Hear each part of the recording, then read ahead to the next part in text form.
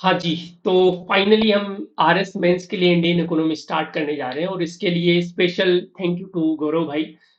इनकी वजह से हमें एक प्लेटफॉर्म मिला है जिससे आप और हम कनेक्ट कर पा रहे हैं। यार ऐसी सर्विस में रहते हुए अपना टाइम और एनर्जी देना इस कोर्स को बिल्ड करने के लिए, डिजाइन करने के लिए बहुत बड़ी बात होती है। तो ही really deserve some love and respect. तो आज जो इंट्रोडक्टरी लेक्चर है हमारा, उसमें गौरव भाई के लिए एक कमेंट तो बनता है। ठीक है, उसके बाद में आगे वाले लेक्चर्स में अपने आपके डाउट्स होंगे, मेरे रिप्लाई होंगे, वो सब चलता रहेगा। लेकिन फर्स्ट कमेंट उनके बारे में होना चाहिए। तो शुरुआत करते हैं हम। देखो आज के जो लेक्चर है उसकी आउटलाइन मैं आपको बता देता हूँ क्या क्या होगा।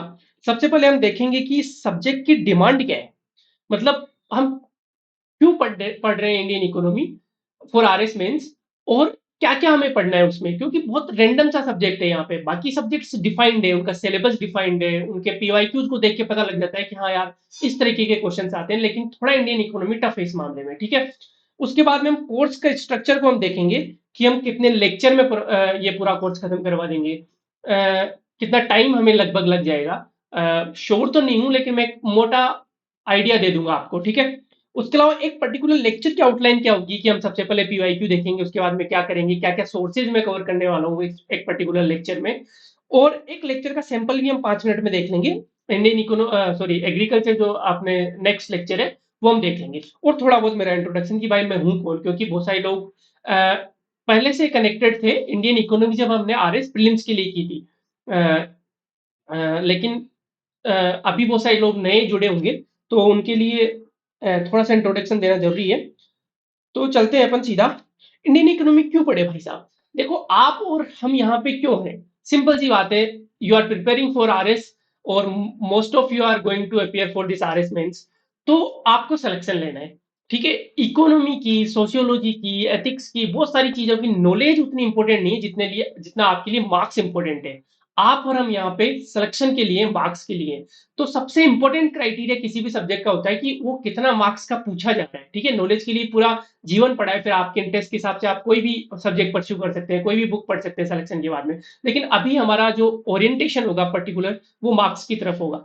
तो यदि हम 2021 की बात करें तो इंडियन इकोनॉमी 33 मार्क्स का पूछा गया। देखो मैंने पूरे क्वेश्चन भी डाले हुए हैं कि सतत विकास को परिभाषा पूछी थी 2 मार्क्स में।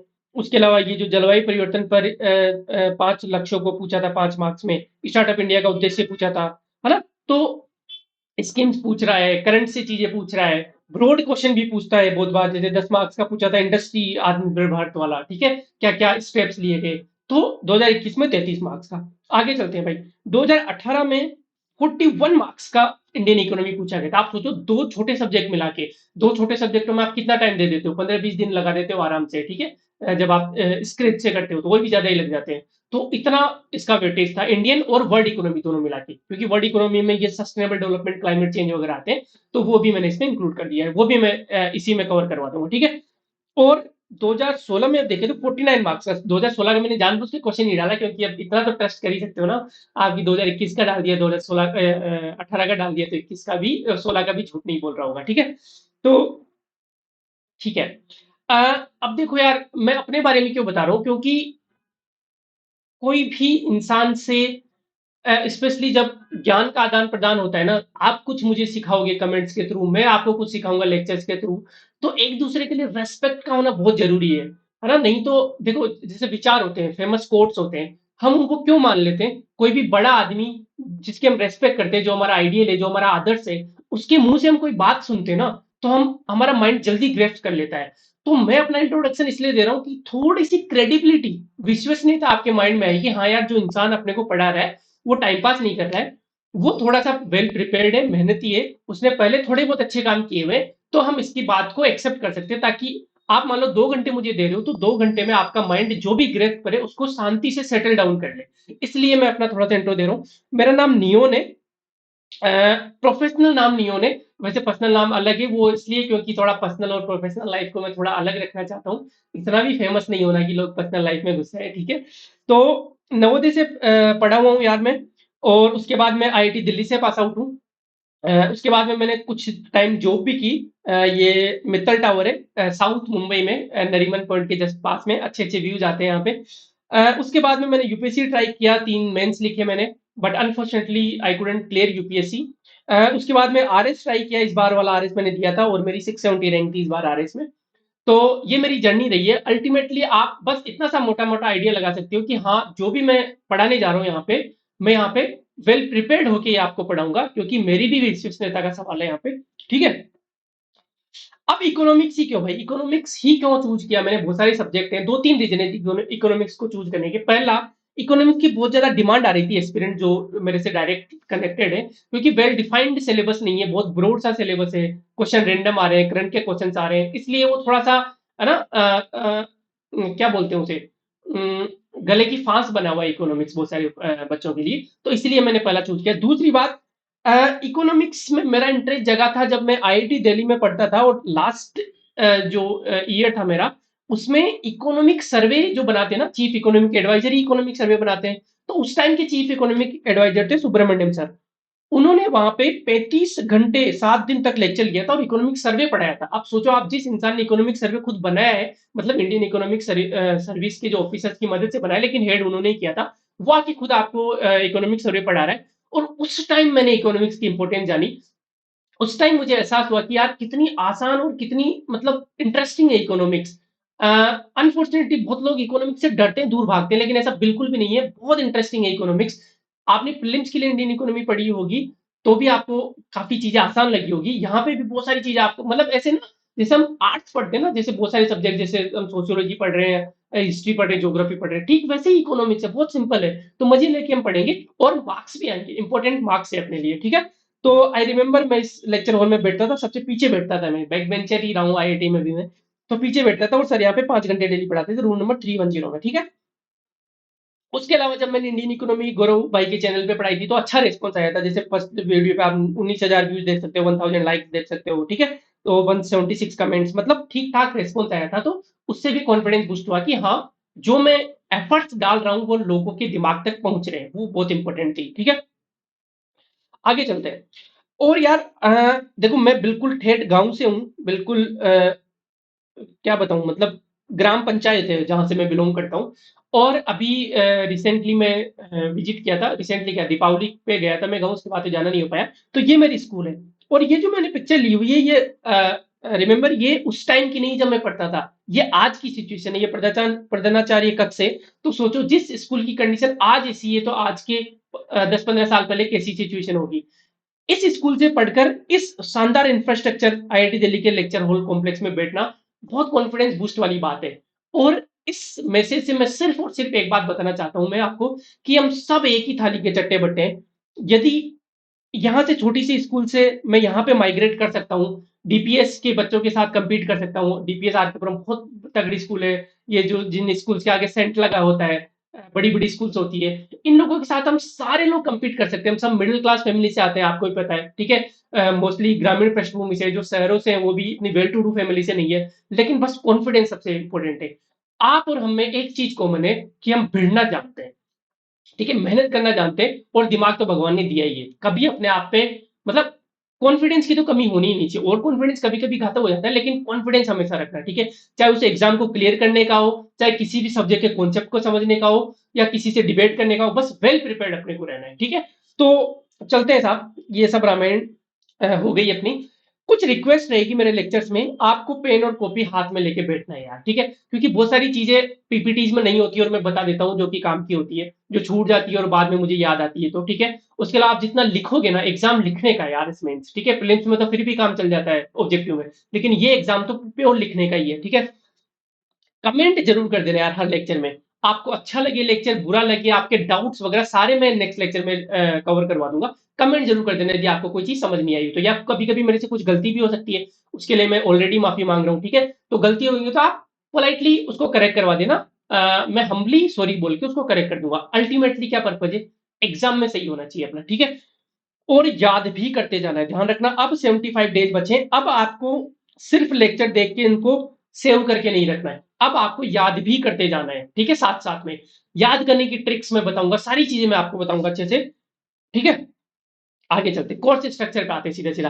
देखो 15 लेक्चर्स में ये मैं पूरा कोर्स करवा दूंगा, जिसमें इंडियन इकोनॉमी और वर्ल्ड इकोनॉमी दोनों कवर्ड है। जैसे ये global economic issues, world bank, IMF, WTO, ये वर्ल्ड इकोनॉमी का पार्ट है। सस्टेनेबल डेवलपमेंट, क्लाइमेट चेंज, ये वर्ल्ड इकोनॉमी का पार्ट है। दोनों टॉपिक वर्ल्ड इकोनॉमी के। और देखो ये मैंने क्या लिखा हुआ है यहाँ पे, 8 9 1 11 5 3, ये क्या है, ये इकोनॉमिक सर्वे, जो इंडियन इकोनॉमिक सर्वे के चैप्टर्स है सीधे सीधे।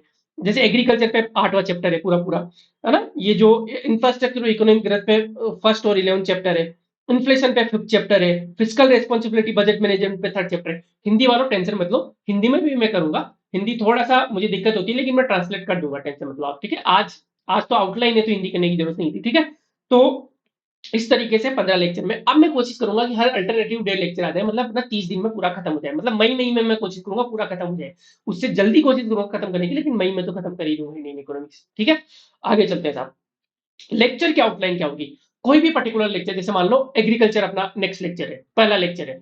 सबसे पहले हम पीवाईक्यू देखेंगे कि भाई क्वेश्चन कैसे आ रहे हैं, फटाफट से 2 सेकंड में पीवाईक्यू देख लेंगे, 2 सेकंड में तो नहीं, लगेंगे 30 सेकंड तो लगेंगे कम से कम, ठीक है।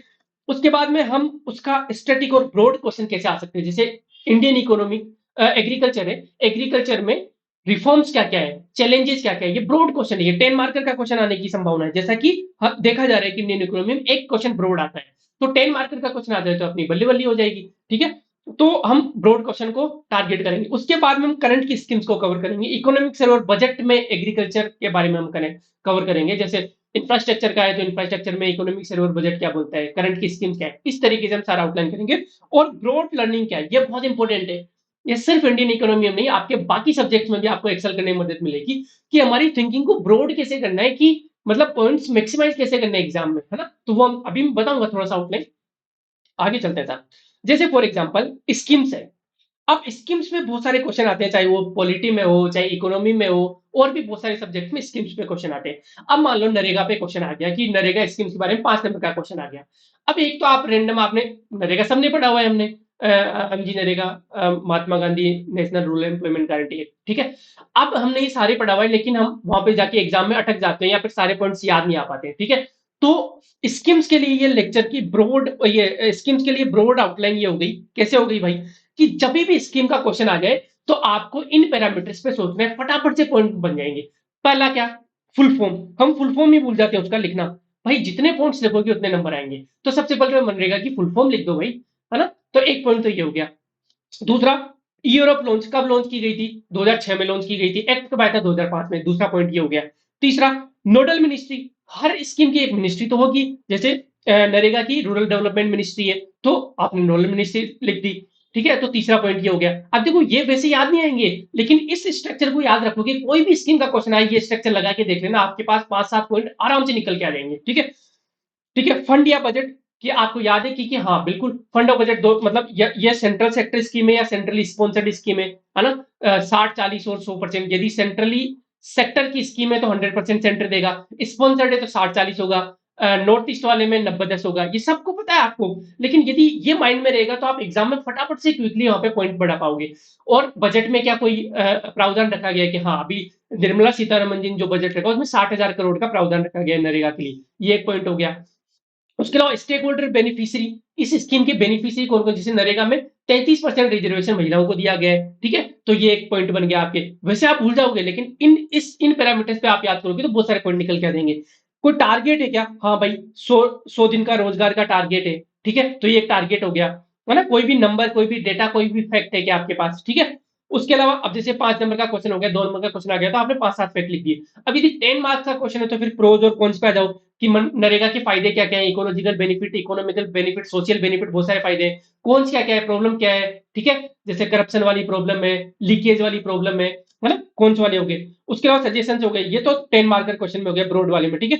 टेक्नोलॉजी, हमेशा टेक्नोलॉजी से 1-2 पॉइंट निकल के आएंगे, कोई भी स्कीम हो, जैसे नरेगा में डीबीटी, डायरेक्ट बेनिफिट ट्रांसफर होता है, ये भी तो टेक्नोलॉजी है। उसके बाद GIS mapping, Jio Jio imaging, जो सैटेलाइट्स होते हैं उनके हिसाब से मैपिंग कर रहे हो, गूगल अर्थ का यूज करके आप कर रहे हो कि कहाँ पे खाड़ी खुदी है, कहाँ पे नहर बनी है, कहाँ पे टिन शेड है, जीआईएस मैपिंग हो रही है नरेगा में, तो ये टेक्नोलॉजी का यूज हो गया। सारी स्कीम में कोई ना कोई टेक्नोलॉजी का यूज निकल के आएगा, है ना।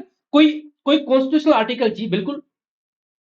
कोई कीवर्ड या थीम, हर स्कीम की एक थीम होती है। फॉर एग्जांपल नरेगा की क्या है, राइट टू वर्क या गारंटी, काम की गारंटी देता है ना, तो ये कीवर्ड हो गया, है ना। तो राइट टू वर्क आर्टिकल 21 से आपने जोड़ दिया, या फिर आर्टिकल 48 जिसमें हम एनवायरमेंट को बचाने की बात करते हैं। तो बहुत सारे ऐसे काम होते हैं जिनमें एनवायरमेंट को बचाने का, एग्रो फॉरेस्ट्री हो गया जिस नरेगा के थ्रू। अब देखो कितने सारे पॉइंट याद आ गए। क्या एक भी पॉइंट मैंने ऐसे बताया कि जो आपको नहीं पता था, पता था, बस आपको स्ट्रीमलाइन किया है मैंने। ठीक है, वैसे ही इन सारे लेक्चर्स को पढ़ेंगे। एक और स्कीम पे लगाते हैं यही सारा काम, ठीक है। फॉर एग्जाम्पल पीएम किसान योजना है, तो सबसे पहले तो भाई फुल फॉर्म ही लिख दो, किसान मानधन योजना होगी, ठीक है। किसान सम्मान निधि होगी, सॉरी मानधन योजना अलग है। तो पीएम किसान हो गया, किसान सम्मान निधि होगी, ये फुल फॉर्म एक पॉइंट बन गया। कब लॉन्च की गई वो लिख दो। कितना प्रावधान है, 6,000 रुपए का प्रावधान है 3 इंस्टॉलमेंट्स में, ये फंड वाली बात हो गई, ठीक है। अभी निर्मला सीतारमन जी ने बजट में ही 60,000 करोड़ का प्रावधान लिखा था, ये फंड वाली बात होगी। स्टेक होल्डर कौन कौन है पीएम किसान, सारे किसान, चाहे वो छोटे हो बड़े हो, सारों को कवर कर लिए गए। पहले पहले था कुछ, लेकिन अब उसे हटा दिया है, सारे किसान हो गए। उसके अलावा नोडल मिनिस्ट्री कौन है, मिनिस्ट्री ऑफ जो फार्मर वेलफेयर है ना, वो वाली मिनिस्ट्री है। अब देखो आप वैसे भूल जाओगे, लेकिन इन पे याद करोगे तो आपको नोडल मिनिस्ट्री, आप एक पॉइंट तो बढ़ गया ना एग्जाम में, तो 5 नंबर का क्वेश्चन आ गया, तो अब आपके पास पॉइंट्स की कमी नहीं रहेगी। उसके अलावा फुल फॉर्म हो गया टेक्नोलॉजी, क्या पीएम किसान में, हाँ बिल्कुल DBT, directly benefit, direct benefit transfer कर रहे हैं, तो डीबीटी हम कर रहे हैं, यूज कर रहे हैं, तो वो भी एक टेक्नोलॉजी का यूज हो गया। कोई कीवर्ड है क्या किसान सम्मान का, तो अभी मुझे भी याद नहीं आ रहा, लेकिन कोई कीवर्ड होगा तो आपको याद आ जाएगा, ठीक है। कोई एफआर डीपीएसपी है क्या, जो किसानों के लिए है, जैसे आर्टिकल 48 है, तो वो किसानों के लिए साइंटिफिक एग्रीकल्चर को बढ़ावा देता है ना। कोई कोई कीवर्ड, जैसे इसमें मल्टीप्लायर इफेक्ट एक कीवर्ड है पीएम किसान में, कि रूरल इकोनॉमी को बूस्ट करता है और मल्टीप्लायर इफेक्ट देता है। अब हिंदी तो मैं जब इसको पीएम किसान को पढ़ाऊंगा तब मैं आपको अच्छे से बता दूंगा। इस तरीके से ब्रॉड थिंकिंग हम कर रहे हैं, एक डायरेक्शन में हम सोचेंगे तो हमारे पास बहुत सारे पॉइंट जनरेट होकर आ जाएंगे। अब स्कीम का कभी आ जाएगा तो मैं ऐसे ही सोचूंगा आपको, ठीक है। आगे जैसे एग्रीकल्चर में, जैसे PYQ growth and productivity trend agriculture reform challenges, ये अपने सिलेबस में है, ठीक है। तो सबसे पहले जैसे ये हो गया, हाँ, ये 3 डब्बे आपको कहीं भी दिख जाए ना, ये जो पिंक डब्बा है और ये क्रॉस किया हुआ है, मतलब ये उसके नुकसान है या अगेंस्ट पॉइंट है। जब भी राइट निशान और ये स्काई ब्लू डिब्बा हो, मतलब उसके फेवर में पॉइंट है। और ये जो है सजेशन वाले पॉइंट है, ये डिब्बे आपके आगे बहुत बहुत काम आएंगे लेक्चर में। जैसे हम अगला लेक्चर में सबसे पहले पीआईक्यू डिस्कस करेंगे एग्रीकल्चर का, फिर उसके बाद में हम ट्रेंड देखेंगे, क्योंकि सिलेबस में क्या है, ट्रेंड पूछ रहा है। तो जैसे ग्राफ वगैरह इकोनॉमी में बहुत काम आते हैं, ग्राफ बनाना सिखाऊंगा मैं आपको, ठीक है। उसके अलावा जैसे अब ये डेटा आपके काम का नहीं है, लेकिन इससे हम ट्रेंड निकालेंगे, है ना, फटाफट से 2 मिनट में ट्रेंड निकालेंगे, जो कि एग्जाम में आपके बहुत काम आ सकता है, ठीक है। उसके अलावा ये सब ट्रेंड हो गए कि फर्स्ट हम किसमें, मिल्क पल्स और जूट में हम फर्स्ट है, सेकंड हम किसमें, थर्ड हम किसमें, है ना। जोतों का आकार, जैसे हाल ही में 2015-16 की जो एग्रीकल्चर सेंसस हुई थी, अभी पेंडिंग है, अभी 21-22 में होनी थी लेकिन हुई नहीं, वो 20-21 में होनी थी लेकिन हुई नहीं, कोरोना आ गया और बहुत सारी चीजें आ गई, तो अब वो होगी, बाद में होगी। लेकिन अभी तक जितनी लेटेस्ट एग्रीकल्चर सेंसस है, उसके हिसाब से जो एक जोत का आकार 1.08 हेक्टेयर है, ठीक है। ये क्या है, एक प्रॉब्लम है। ये अपन कहाँ पे, जब एग्रीकल्चर की चैलेंजेस हम पढ़ेंगे वहां पे काम लेंगे, अभी मैं आउटलाइन बताऊंगा आपको ना। और अ, अमेरिका में पता है कितना है जोतों का आकार, जोतों का आकार है 176 लगभग हेक्टेयर। सोचो आप, एक हेक्टेयर में लगभग 3.9 बीघा होती है, ठीक है। मतलब 17 चौक 68। अब देखो हम तो हिंदी मीडियम वाले हैं, गांव वाले 17 चौक 68 ही बोलते हैं, 17 4 जा 68 नहीं बोला जाता हमसे, ठीक है। तो 17 चौक 68 680, मतलब लगभग 700 बीघा जमीन एक खेत का आकार है वहां पे। 700 बीघा में तो पूरा गांव निपट जाता है अपने यहाँ पे, ठीक है। इस तरीके से कंपेयर कर करके हम पढ़ेंगे तो हमारा थोड़ा दिमाग खुलेगा। अब देखो यार, देखो मैं आगे बताता हूँ आपको, जैसे चैलेंजेज है कृषि क्षेत्र में, चैलेंजेस ब्रॉड 10 मार्कर का क्वेश्चन आ गया। अब मैं एक सीक्रेट बात बताता हूँ आपको, ठीक है।